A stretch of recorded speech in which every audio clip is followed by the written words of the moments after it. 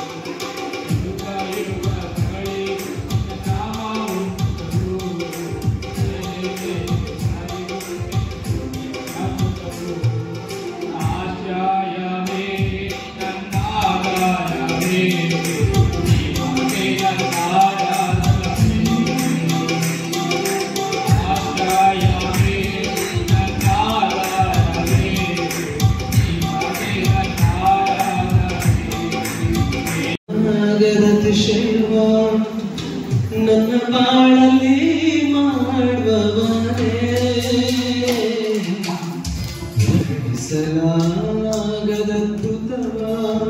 ನನ್ನ ಬಾಳಲ್ಲಿ ಮಾಡುವವನೇ. ಕೋಟಿ ಕೋಟಿ ಸ್ತುತಿ ಹೇಳಿದರು ನಿನಗನು ಸಮವಾಗಲು.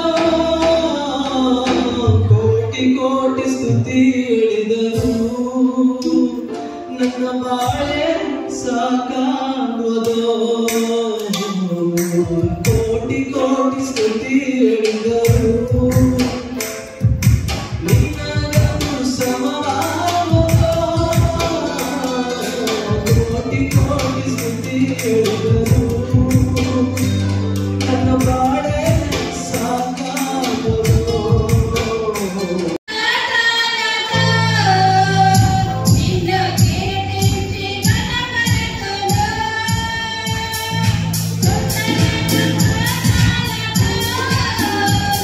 Thank you.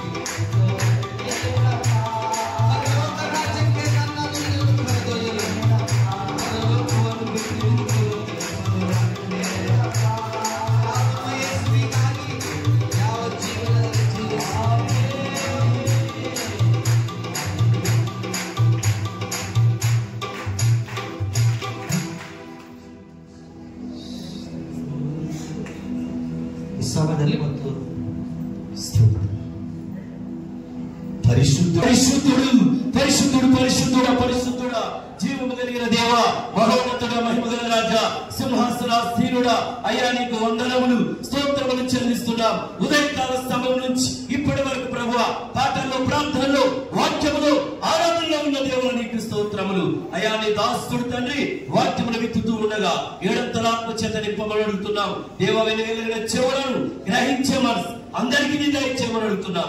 ఎవరి మనసులోనైనా వినడం మనసు అపవాది కలగజేస్తే యేసు నామములో అటువంటి భ్రష్ట మనసుని విజ్ఞాపిస్తున్నాం. యేసు నామములోని నీ ఆత్మను ఇక్కడ ఉంచాయా, ఈ ఆవరణమంతా నీ స్వాధీనమును ఉంచుకోమని అడుగుతున్నాం.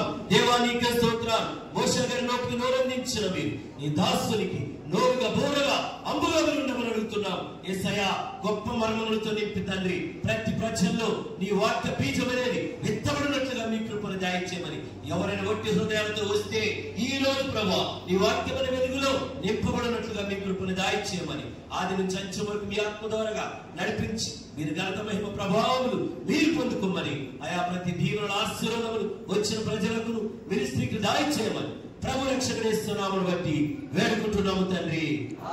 ఆమేన్.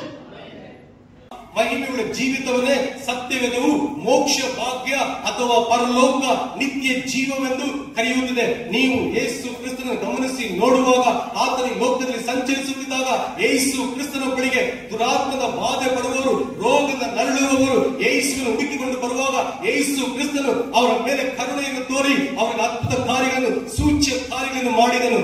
ಆದರೆ ನನ್ನಪ್ಪನಾದ ಯೇಸು ಕ್ರಿಸ್ತನು ಬಂದಂತ ಉದ್ದೇಶ ನೀವು ನಾನು ನಿತ್ಯ ಜೀವ ಹೊಂದಿಕೊಳ್ಳಬೇಕಾಗೆಂದು, ದೇವರಾಜ್ಯದಲ್ಲಿ ಪ್ರವೇಶಿಸಬೇಕೆಂದು ಆತನು ವಾಗ್ದಾನ ಮಾಡಿದ ಮೋಕ್ಷದ ಭಾಗ್ಯವನ್ನು ನೀವು ನಾನು ಹೊಂದಿಕೊಳ್ಳಬೇಕೆನ್ನುವುದೇ ಆತನ ಉದ್ದೇಶವಾಗಿತ್ತು. ಅದಕ್ಕಾಗಿಯೇ ನನ್ನಪ್ಪನಾದ ಯೇಸು ಕ್ರಿಸ್ತನು ಮುಳ್ಳಿನ ಕಿರೀಟ ದಾರಿಯಾಗಿ, ಕೈಗಳಿಗೆ ಕಾಲಿಗೆ ಮೊಳೆ ಹೊಡೆಯಲ್ಪಟ್ಟವನಾಗಿ, ಎದೆ ಈಗಿನ ತಿವಿಯಲ್ಪಟ್ಟವನಾಗಿ 6 ಗಂಟೆಗಳ ಕಾಲ ನೀರು ವಾಣಿಯಾಗಿ ಶಿಲುಬೆ ಮೇಲೆ ತೂಗಾಡಿದನು. ಕಾರಣ ಇಲ್ಲಿ ಕುಳಿತಂತ ಎಲ್ಲರೂ ಪ್ರತಿಯೊಬ್ಬರು ಒಬ್ಬರು ತಪ್ಪಿಸಿಕೊಳ್ಳದೆ ಆತನು ವಾಗ್ದಾನ ಮಾಡಿದ ನಿತ್ಯ ಜೀವನ ಹೊಂದಬೇಕೆನ್ನುವುದೇ ಆತನ ಉದ್ದೇಶವಾಗಿತ್ತು.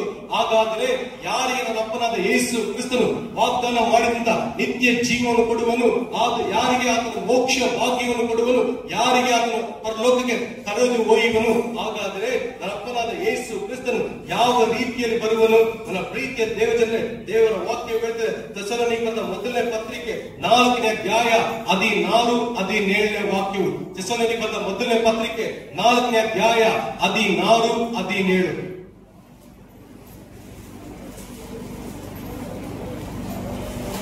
ಪ್ರಧಾನ ದೂತರೊಡನೆಯೂ ದೇವರ ದೂತರೊಡನೆಯೂ ಆಕಾಶದಿಂದ ಇಳಿದು ಬರುವನು, ಆಗ ಕ್ರಿಸ್ತನಲ್ಲಿರುವ ಸತ್ತವರನ್ನು ಎದ್ದು ಬರುವರು, ಆಮೇಲೆ ಜೀವದಿಂದ ಹೊಂದಿರುವ ನಾವು. ನನ್ನಪ್ಪನಾದ ಯೇಸು ಕ್ರಿಸ್ತನು ಯಾವ ರೀತಿಯಲ್ಲಿ ಬರುತ್ತಾನೆ ಎಂದು ಸತ್ಯವಿದ ವರ್ಣಿಸುತ್ತದೆ. ಮೊದಲನೆಯದಾಗಿ ತುತ್ತೂರಿ ಶಬ್ದದೊಂದಿಗೆ ಪ್ರಧಾನ ದೂತರೊಂದಿಗೂ ತಂದೆಯ ಮಹಿಮೆಯಲ್ಲಿ ಮಧ್ಯದ ಆಕಾಶದಲ್ಲಿ ಬರುವನು. ಯೇಸು ಕ್ರಿಸ್ತನು ಬರುವಾಗ ಆತನೊಂದಿಗೆ ಪರಿಶುದ್ಧರನ್ನು ಸಹ ಕರೆತರುವನು. ಅಂದರೆ ಹಳೆ ಒಡಂಬಡಿಕೆಯಲ್ಲಿ ಹೇಳಲ್ಪಟ್ಟಂತ ಪ್ರತಿಯೊಬ್ಬರ ಪರಿಶುದ್ಧರನ್ನು ಆ ದಿನ ಕಾಣಬಹುದು.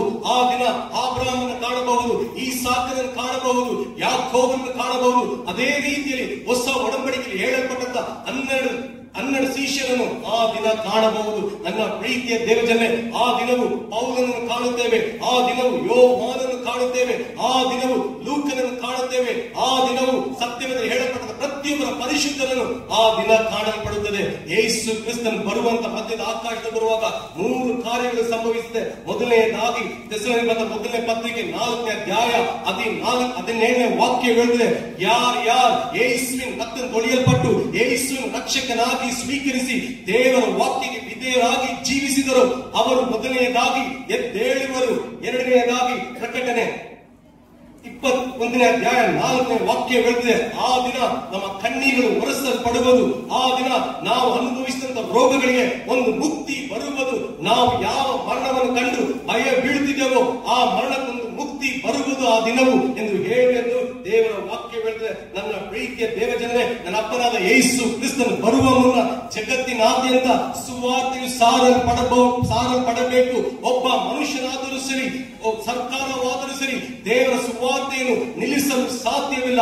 ಕಾರಣ ನನ್ನ ಅಪ್ಪನಾದ ಯೇಸು ಕ್ರಿಸ್ತನು ಹೇಳಿದನು, ಆತನ ಬರೋಣಕ್ಕೆ ಮುನ್ನ ಇಡೀ ಜಗತ್ತಿಗೆ ಸುವಾರ್ತೆಯು ಸಾರಲ್ಪಡುವುದು ಎಂದು ದೇವರ ವಾಕ್ಯ ಹೇಳ್ತದೆ. ಹಾಗಾದರೆ ಇಂದು ನೀವು ಕಬ್ಬಿಣದ ತೆರೆಯನ್ನು ಹೆಸರುವಾಸಿಯಾದಂತ ಚೀನಾ, ರಷ್ಯಾವನ್ನು ನೋಡುವಾಗ ಸಾವಿರ ಜನರು ಯೇಸುವನ್ನು ರಕ್ಷಕನಾಗಿ ಸ್ವೀಕರಿಸಿಕೊಂಡು ಲಕ್ಷಾಂತರ ಸಭೆಗಳು ಎದ್ದೇಳಿರುವುದನ್ನು ನೀವು ಕಾಣಬಹುದು. ನನ್ನ ಪ್ರೀತಿಯ ದೇವಜನರೇ, ನನ್ನ ಅಪ್ಪನಾದ ಯೇಸು ಕ್ರಿಸ್ತನು ಹೇಳಿದಂತ ಕಾರ್ಯ, ಆತನು ಬರುವ ಮುನ್ನ ಲೋಕದಲ್ಲಿ ಸಂಭವಿಸುವಂತ ಕಾರ್ಯಗಳನ್ನು ನೀವು ಇಂದಿನ ದಿನಪತ್ರಿಕೆಗಳನ್ನು ಸುದ್ದಿವಾಹಿನಿಗಳನ್ನು ನೋಡುವುದಾದರೆ, ನನ್ನ ಅಪ್ಪನಾದ ಯೇಸು ಕ್ರಿಸ್ತನು ಹೇಳಿದಂತ ಪ್ರತಿಯೊಂದು ಕಾರ್ಯಗಳು ನೆರವೇರುವುದನ್ನು ನಿಮ್ಮ ಕಣ್ಣುಗಳು ಕಾಣುವುದು, ಕಿವಿಗಳು ಕೇಳಿಸಿಕೊಳ್ಳುವುದು. ನನ್ನ ಪ್ರೀತಿಯ ದೇವಜನರೇ, ನಿಮ್ಮ ಹೃದಯಗಳನ್ನು ಸಿದ್ಧ ಮಾಡಿಕೊಳ್ಳಿರಿ. ನನ್ನ ಅಪ್ಪನಾದ ಯೇಸು ಕ್ರಿಸ್ತನ ಬರೋಣ ಸಮೀಪವಾಗಿದೆ. ಹಾಗಾದರೆ ನನ್ನ ಅಪ್ಪನಾದ ಯೇಸು ಕ್ರಿಸ್ತನ ವಾಗ್ದಾನ ಮಾಡಿದಂತ ಆ ನಿತ್ಯ ಜೀವವನ್ನು, ಮೋಕ್ಷ ಭಾಗ್ಯವನ್ನು, ಪರಲೋಕವನ್ನು, ದೇವ ರಾಜ್ಯವನ್ನು ಯಾರು ಪ್ರವೇಶಿಸುವರು?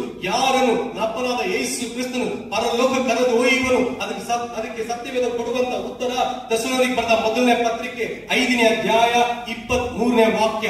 ಥೆಸಲೋನಿಕರಿಗೆ ಬರೆದ ಮೊದಲನೇ ಪತ್ರಿಕೆ 5ನೇ ಅಧ್ಯಾಯ 23ನೇ ವಾಕ್ಯ.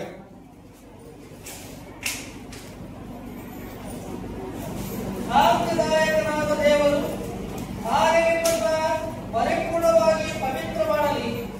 ನಮ್ಮ ಕರ್ತನಾದ ಯೇಸು ಕ್ರಿಸ್ತನು ಪ್ರತ್ಯಕ್ಷನಾದಾಗ ನಿಮ್ಮ ಆತ್ಮ, ಪ್ರಾಣ, ಶರೀರಗಳು ದೋಷವಿಲ್ಲದೆ ಸಂಪೂರ್ಣವಾಗಿ ದೇವರ ವಾಕ್ಯ ಹೇಳ್ತದೆ, ನನ್ನ ಅಪ್ಪನಾದ ಯೇಸು ಕ್ರಿಸ್ತನು ಮಧ್ಯದ ಆಕಾಶದಲ್ಲಿ ಪ್ರತ್ಯಕ್ಷನಾದಾಗ ನಿಮ್ಮ ಆತ್ಮ, ಪ್ರಾಣ, ಶರೀರ ಪರಿಶುದ್ಧವಾಗಿರಬೇಕೆನ್ನುವುದೇ ಆತನ ಸುಚಿತವಾಗಿದೆ. ಅಂದರೆ ಮನುಷ್ಯನನ್ನು ಪರಲೋಕದ ತಂದೆಯಾದ ದೇವನು 3 ಭಾಗವಾಗಿ ಸೃಷ್ಟಿಸಿರುವನು.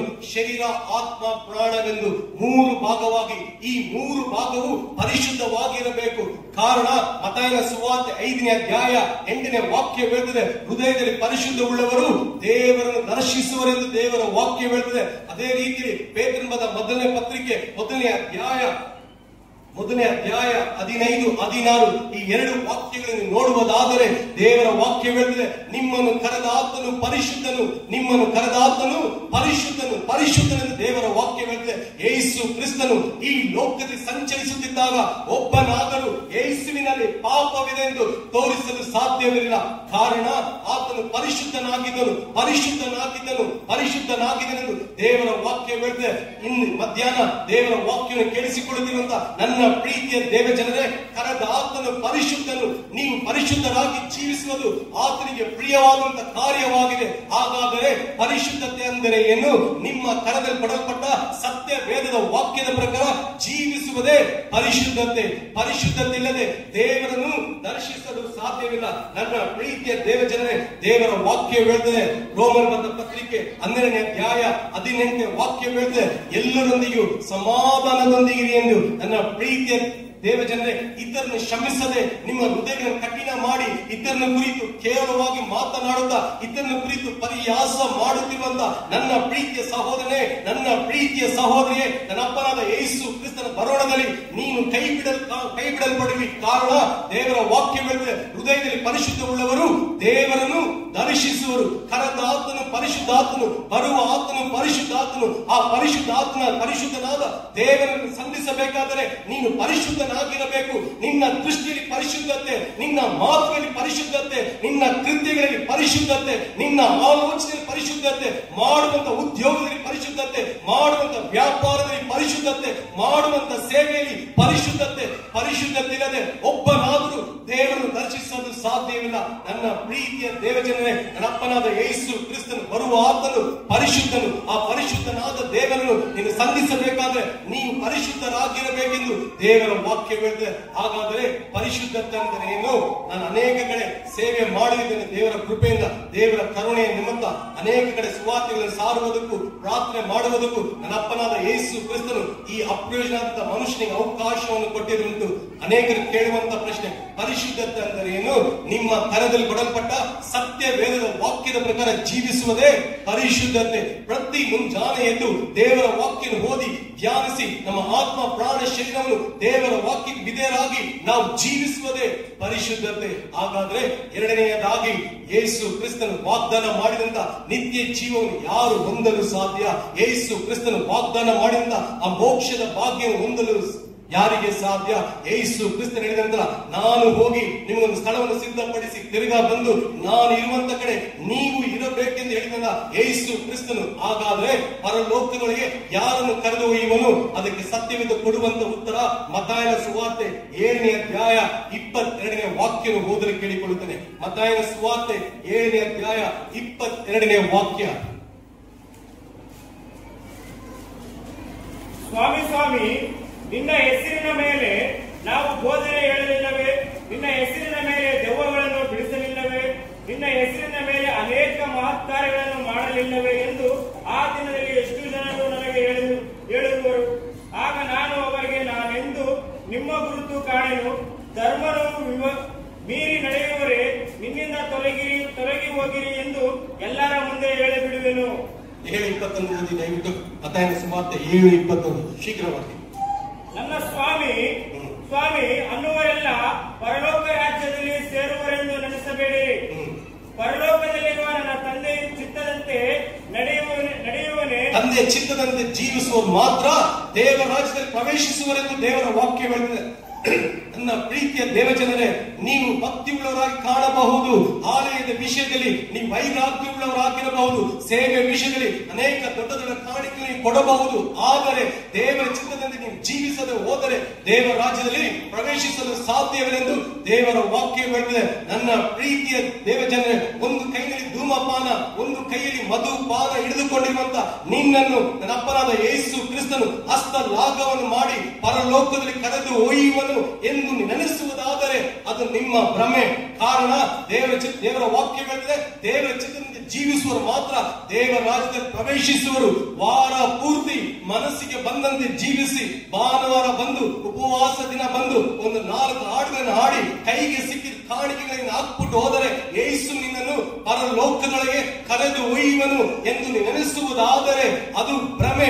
ನನ್ನ ಪ್ರೀತಿಯ ದೇವಜನರೇ, ಈ ಮಧ್ಯಾಹ್ನದ ವೇಳೆಯಲ್ಲಿ ಸುವಾರ್ತೆ ಕೇಳಿಸಿಕೊಳ್ಳುತ್ತಿರುವಂತ ನಿಮಗೆ ಪರಿಶುದ್ಧ ಆತ್ಮ ಹೇಳುವಂತ ಕಾರ್ಯ, ದೇವರ ಚಿತ್ತದಂತೆ ಜೀವಿಸುವರು ಮಾತ್ರ ದೇವರ ರಾಜ್ಯದಲ್ಲಿ ಪ್ರವೇಶಿಸುವ ದೇವರ ವಾಕ್ಯ ಹೇಳುತ್ತೆ. ಪ್ರತಿ ಮುಂಜಾನೆ ಎದ್ದು ನಮ್ಮ ಆತ್ಮ ಪ್ರಾಣ ಶರೀರವನ್ನು ದೇವರ ಚಿತ್ತಕ್ಕೆ ಒಪ್ಪಿಸಬೇಕು. ಹಾಗಾದ್ರೆ ದೇವರ ಚಿತ್ತವೆಂದರೇನು? ಸತ್ಯವೇದ ವಾಕ್ಯದ ಪ್ರಕಾರ ಜೀವಿಸುವುದೇ ದೇವರ ಚಿತ್ತ.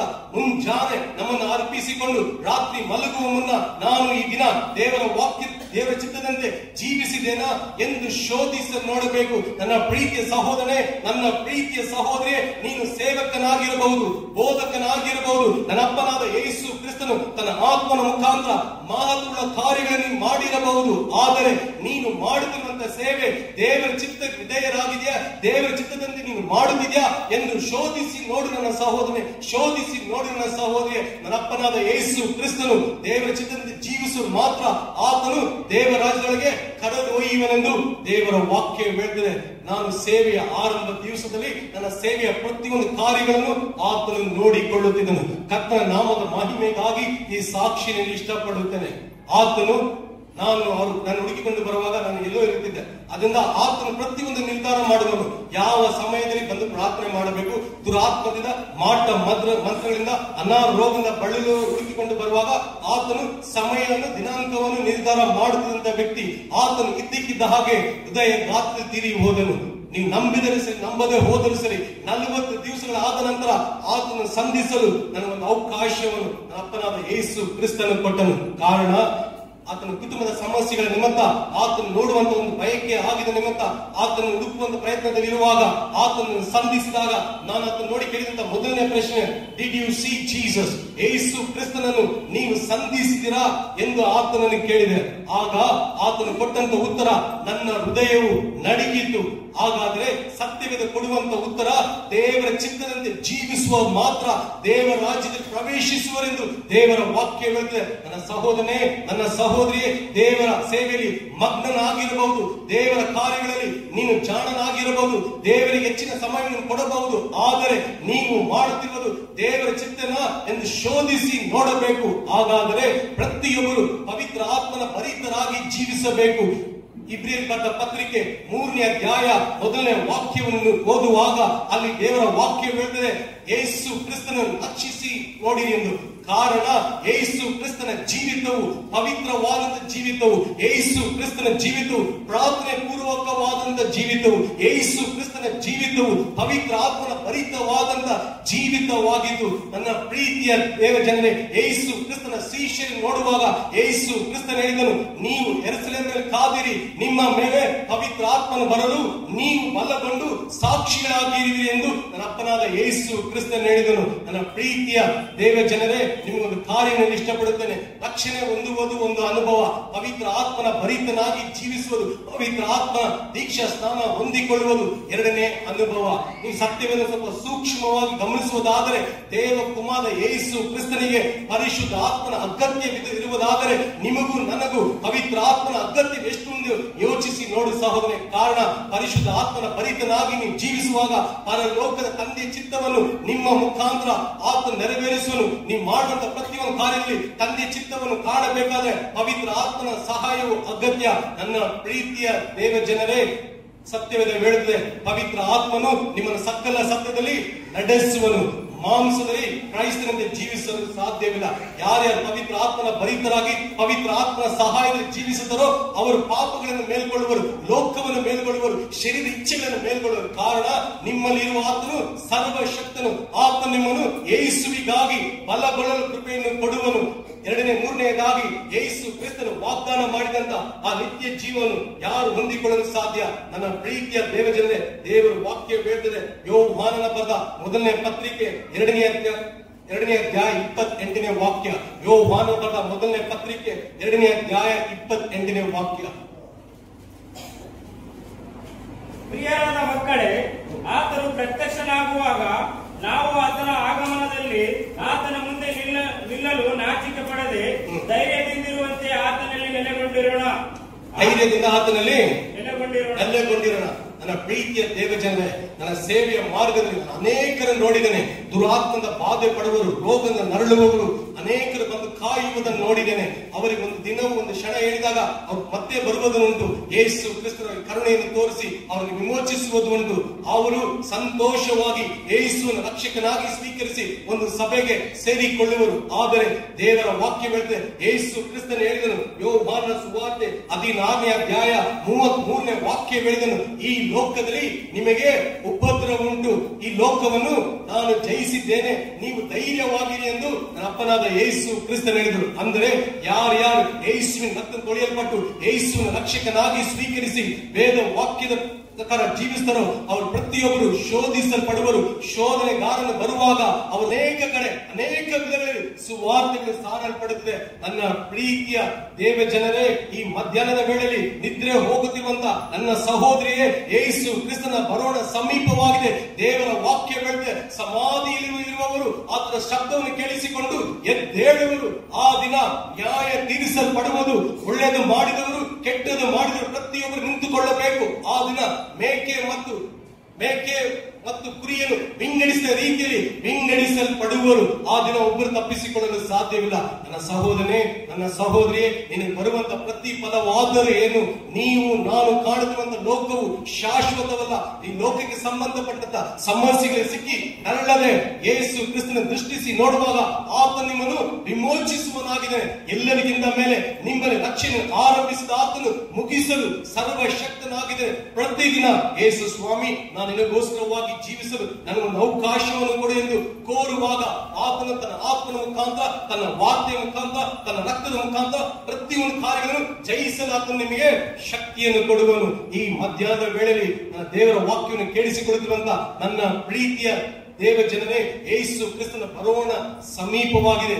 ದೇವರ ವಾಕ್ಯ ಹೇಳಿದ್ರೆ ಆತನನ್ನು ಸಂಧಿಸಬೇಕು, ಪ್ರತಿಯೊಬ್ಬರು ಸಂಧಿಸಬೇಕು, ಒಬ್ಬರು ತಪ್ಪಿಸಿಕೊಳ್ಳಲು ಸಾಧ್ಯವಿಲ್ಲ. ನನ್ನ ಸಹೋದರನೇ, ಹೆಂಡತಿಯ ವಿಷಯದಲ್ಲಿ ನೀನು ಕಠಿಣನಾಗಿದ್ದರೆ ಯೇಸು ಕ್ರಿಸ್ತನ ಬರೋಣದಲ್ಲಿ ನೀ ಕೈ ಬಿಡಲ್ಪಡುವಿ. ಹೆಂಡತಿ ಆಗಲು ಗಂಡನ ವಿಷಯದಲ್ಲಿ ವಿಧೇಯರಾಗದೆ ಹೋದರೆ ಯೇಸು ಕ್ರಿಸ್ತನ ಬರೋಣದಲ್ಲಿ ನೀ ಕೈ ಬಿಡಲ್ಪಡುವಿ.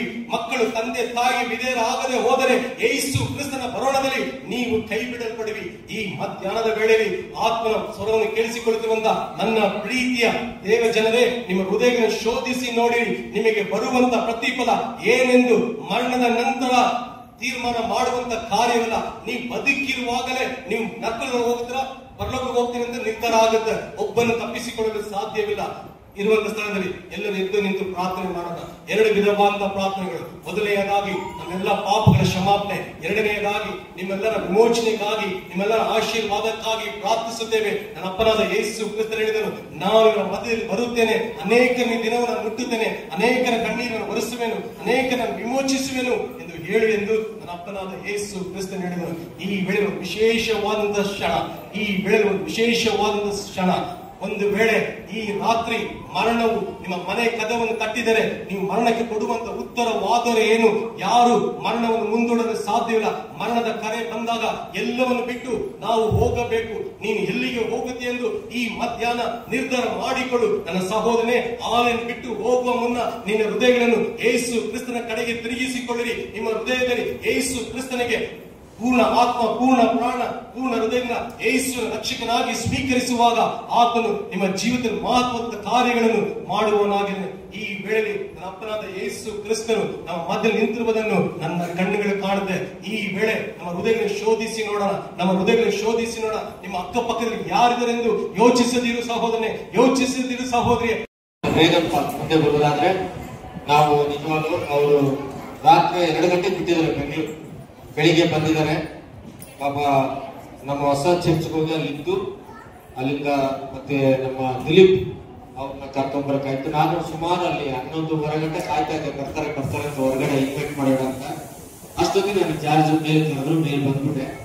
ಆಮೇಲೆ ಜೊತೆ ಕರ್ಕೊಂಡು ಏನೇ ಆಗ್ಲಿ ದೇವರ ಸ್ತೋತ್ರ, ಒಳ್ಳೆಯ ವಾಕ್ಯದಿಂದ ಈ ಸಮಯದಲ್ಲಿ ನಾವೆಲ್ಲರೂ ಚಪ್ಪಳಿ ಹೊತ್ತು ಅವರನ್ನ ದೇವರ ನಾಮ ಮಹಿಮೆಗಾಗಿ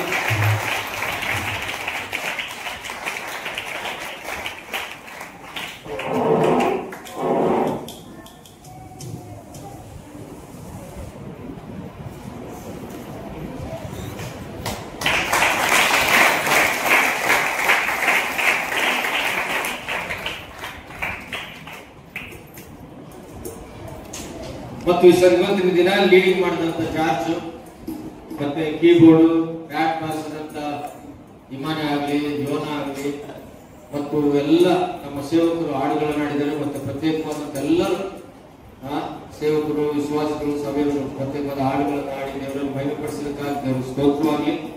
ಮತ್ತು ಈ ಸಮಯದಲ್ಲಿ ಬರೋ ತಿಂಗಳು ನಾನು ಪರಿಚಯದ ಬಗ್ಗೆ ಮತ್ತೆ ನಾವು ಹೇಳ್ತೀವಿ. ಕಮಿಟಿ ಮೀಟಿಂಗ್, ಪಾಸ್ಟರ್ ಮೀಟಿಂಗ್ ಆದ್ಮೇಲೆ ಆಮೇಲೆ ನಾವು ಗ್ರೂಪ್ ಅಲ್ಲಿ ಹಾಕ್ತೇನೆ, ದೇವರು ನಡೆಸ್ತಾರೆ. ಪರಿಚಯ ಮತ್ತೆ ನಮ್ಮದಿಂದ ದಿಲೀಪ್,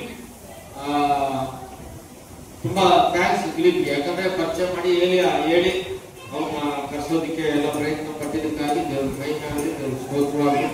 ಮತ್ತೆಲ್ಲರೂ ಇವತ್ತೆಲ್ಲ ಎಷ್ಟು ಜನ ಆಶೀರ್ವಾದ ಹೊಂದಿದ್ದೀರಾ. ನಿಮ್ಮ ಮನೆಗಳಿಗೆ ಒಳ್ಳೇದು ಹೋಗುತ್ತಿರೋ, ನಿಮ್ಮ ಮನೆಯಲ್ಲಿ ಎಲ್ಲ ಅಪಿತ್ರಗಳು, ಅಂಧಕಾರ ಶಕ್ತಿಗಳು, ದುರಾತ್ಮಗಳು ಎಲ್ಲ ಹೋದ್ರು. ಇವತ್ತೆಲ್ಲರಿಂದ ಹೊಸ ಜೀವನ, ಹೊಸ ಶಕ್ತಿ, ಹೊಸ ಆರೋಗ್ಯ, ಹೊಸ ಫಲ. ಅಂದ್ರೆ ನೀವು ಹೊಸಬ್ರಾಗ ಅಲ್ಲೆಲ್ಲ ವಯಸ್ಸಲ್ಲ. ಸುಮ್ಮನೆ ಎಲ್ಲ ಪ್ರಾರ್ಥನೆ ಮಾಡಿಸ್ಕೊಂಡು ಎಲ್ಲ ಮಾಡಿಸ್ಕೊಂಡು ಎಲ್ಲ ಪಾಪ ಎಷ್ಟು ಗಂಟೆ ನಿಂತು ಮಾಡಿದ್ದಾರೆ.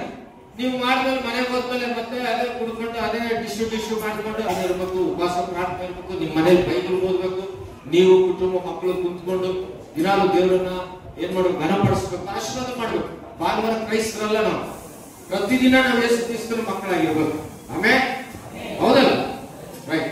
ಮನೆ ಪ್ರಾರ್ಥನೆ ಮಾಡ್ಕೊಂಡು ಅಂತ್ಯಾಶೀರ್ವಾದ ಪ್ರಾರ್ಥನೆ ನಮ್ಮ ಸುವಾರ್ತಿಕರು ಮಾಡ್ತಾರೆ. ಎಲ್ಲರೂ ಕಣ್ಣು ಮುಚ್ಚಿ ಕರ್ತನ ಸನ್ನಿಧಾನ ಮನೆ ಪ್ರಾರ್ಥನೆ. ಸರ್ವಶಕ್ತನಾದ ಕರ್ತನೆ, ನಿನ್ನ ಅಪಾರವಾದ ಪ್ರೀತಿಗಾಗಿ ಸ್ತೋತ್ರ. ಮತ್ತು ವಿಶೇಷವಾಗಿ ಅಪ್ಪ ಕರ್ತನೆ, ಇವತ್ತೆಲ್ಲ ಕರ್ತನೆ ನಮ್ಮ ನಡೆಸಿದಕ್ಕಾಗಿ ವಂದನೆ ಸಲ್ಲಿಸ್ತೇನೆ. ಮತ್ತು ಈ ಸಾರಿ ಕರ್ತನೆ, ನಾವು ನಮ್ಮ ದೇಶಕ್ಕೆ, ನಮ್ಮ ರಾಷ್ಟ್ರಕ್ಕೆ, ನಮ್ಮ ರಾಜ್ಯಕ್ಕೆ ಮತ್ತು ನಮ್ಮ ಸಭೆಗಳಿಗೆ, ನಮ್ಮ ಎಲ್ಲ ಊರುಗಳು, ಹಳ್ಳಿಗಳು, ಸುವಾರ್ತಿಕರು, ಸೇವಕರಿಗಾಗಿ, ಸಭೆಗಳಿಗಾಗಿ, ಹಿಂಸೆ ಪಡುತ್ತಿದ್ದರಿಗಾಗಿ, ಇಸ್ರೇಲ್ ಅಯ್ಯ ಕರ್ತನೆ ಭಯಂಕರವಾದ ಯುದ್ಧ ದಿನಗಳು ನಡೆಯುತ್ತಿದ್ದಾವೆ. ಹೀಗೆ ಎಲ್ಲರಿಗಾಗಿ ಕರ್ತನೆ ನಾವು ಪ್ರತಿದಿನ ಎಲ್ಲರೂ ಪ್ರಾರ್ಥಿಸ್ತಾ ಇದ್ದೇವೆ.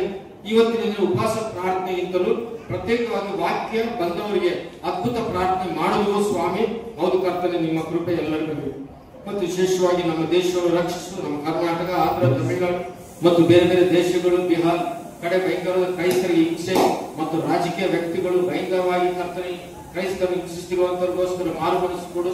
ಎಲ್ಲೆಲ್ಲಿ ಕರ್ತನೆ ಸಭೆಗಳಿಲ್ಲವೋ ಹಳ್ಳಿಗಳಲ್ಲಿ ಸಭೆಗಳು ಸ್ಥಾಪಿಸಲ್ಪಡಬೇಕು. ವಿಶ್ವಾಸಿಗಳಿಗೆ ರಕ್ಷಣೆ ಬೇಕು, ಸುವಾರ್ತೆ ಸಾರಲ್ಪಡಬೇಕು.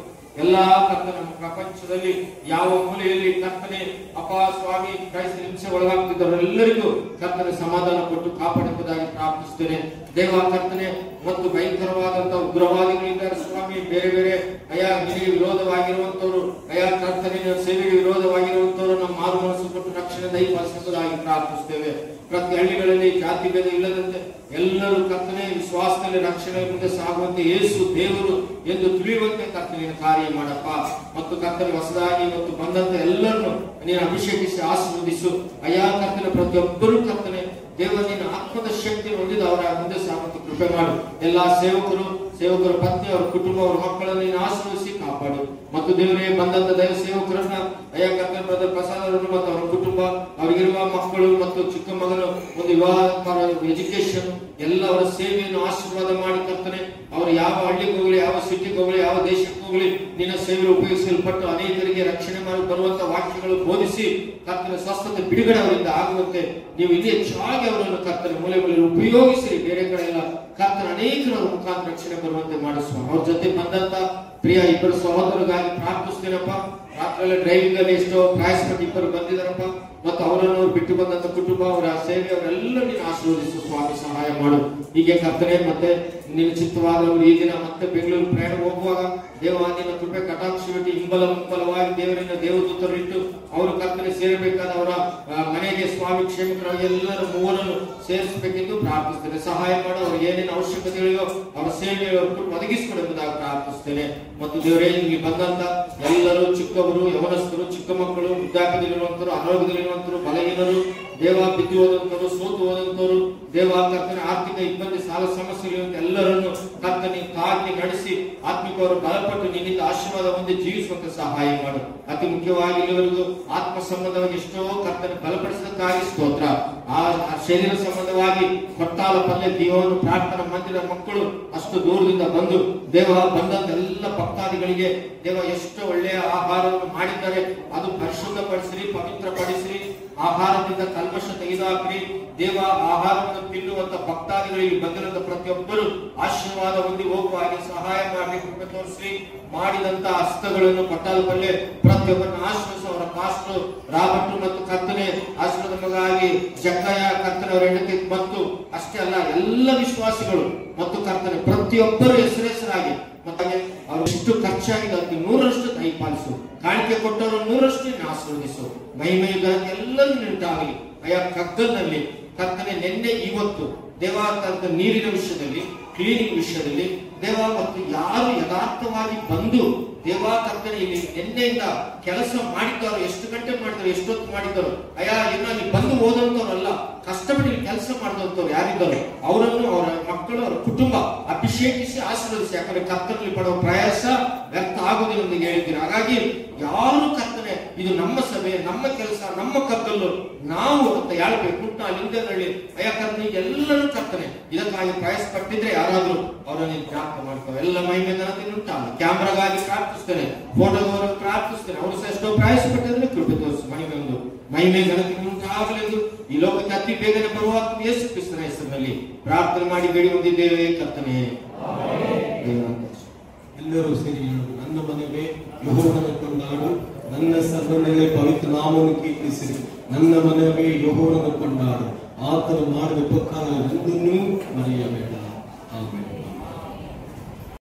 ಯೇಸು ಕ್ರಿಸ್ತನ ಪ್ರೀತಿಯು, ಪರಿಶುದ್ಧಾತ್ಮ ಸಹವಾಸವು ಈಗಲೂ ಯಾವಾಗಲೂ ಇಲ್ಲಿ ಸೇರಿ ಬಂದಿರುವಂತಹ ಎಲ್ಲ ಪ್ರಿಯ ಪ್ರತಿ ಹಳ್ಳಿಗಳಿಂದ, ಬೇರೆ ಬೇರೆ ಸ್ಥಳದಿಂದ, ಟ್ರಾಕ್ಟರ್ ಅಲ್ಲಿ, ಬಸ್ ನಲ್ಲಿ, ಬೈಕ್ ಅಲ್ಲಿ ಎಲ್ಲೆಲ್ಲ ಬಂದಿದ್ದಾರಪ್ಪ ಅವರೆಲ್ಲರೂ ಕ್ಷೇಮಕರವಾಗಿ ನಡೆಸು.